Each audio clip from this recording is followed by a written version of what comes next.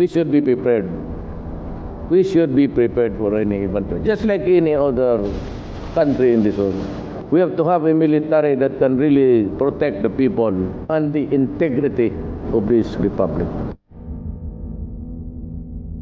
We must have a strong republic to withstand all threats and challenges. Starting next month, incremental increase ng sweldo ninyo. Pangako ko, dublado.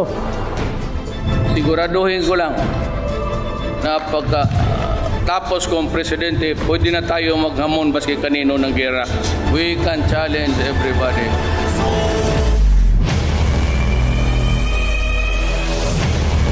I will build a credible armed forces that can fight at all fronts everywhere.